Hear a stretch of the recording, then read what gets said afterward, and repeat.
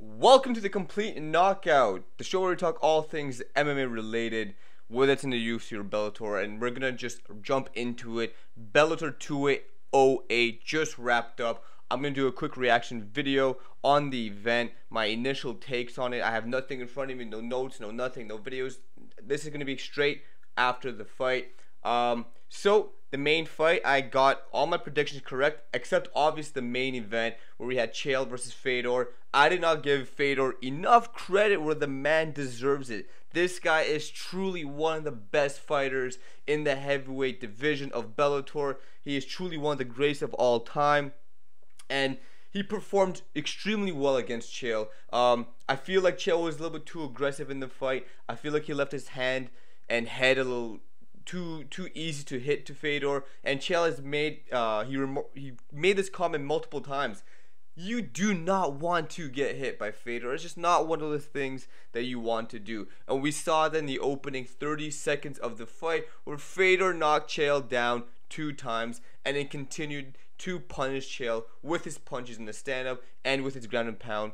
We also saw a lot of good things from Fedor at his age. And some of those things are the trip that we saw when Chael tried to attack him, or hook up double underhooks for a clinch. We saw Fedor was able to flip him, show that sambo skills. We saw him do a completely nice sweep when Chael mounted Fedor in full mount, and then Fedor flipped him and swept him to full guard. But anyways, this fight truly showed, I think it showed a lot of what these older heavyweights are capable of.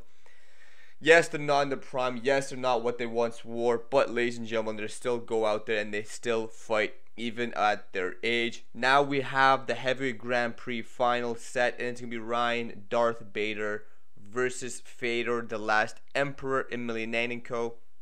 And what we need to realize is the sheer difference in the methods these two individuals have won. We saw Ryan Bader knock King Mo stiff out in 15 seconds and demonstrate his power. Then we saw the sheer display of wrestling, the dominance capable of Ryan Bader in his match against Matt Mitrione just last night. Fedor was able to beat Frank Mir via knock in the first round, and he did the same thing with Chael Sonnen in the first round. Now, I think stylistically Ryan Bader should be able to beat Fedor Emelianenko. I feel if Ryan Bader chooses to do the exact same thing he did with Matt Mitrione, he will cruise to an easy 3-round decision or 5-round decision, because it will be for a heavyweight title, I believe.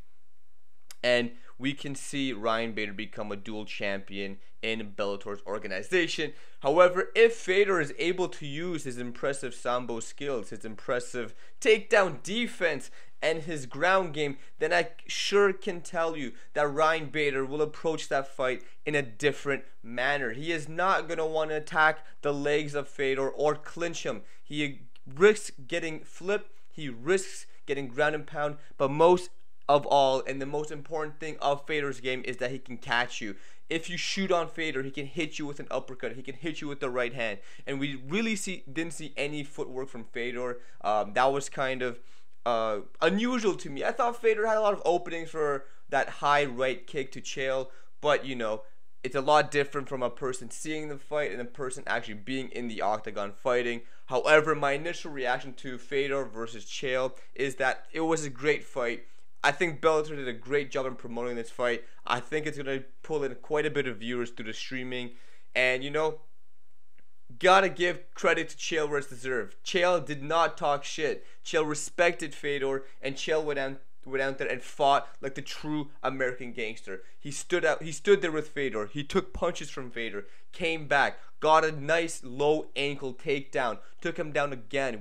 We saw him pick Fedor up and slam him to the ground. However, Chael made rookie mistakes, one of them being when he had Fedor on the ground and he was on Fedor's back. He tried to flip Fedor, but what eventually happened was he just flipped himself and Fedor got control, inside control. Now, if Chael can modify those little tweaks in his game and not be so intricate, then I feel Chael can be, he could have fared better. But at this stage in his career, Chael is nothing more than a hype fighter. He is nothing more than a buyer, a headliner. He is nowhere near the level that he was once before. he may be able to stick there and fight fellow heavyweights, older heavyweights like Rampage, like Vanderlei Silva, potentially like Renato Sobral, whoever it might be, but he came up short today. And you got to give credit to Fedor Emelianenko, the last Emperor, still got it, and I cannot wait for Fedor versus Ryan Bader. Apparently it's going to take place January 26th as per Ariel Helwani. So, before I go, guys, I want to make sure to thank you guys for watching this video. Make sure you comment, like, and subscribe. Tell me what you think of Bellator 208 and Bellator 207. Which main event did you like more, and who do you think will win the heavyweight Grand Prix? Catch you later.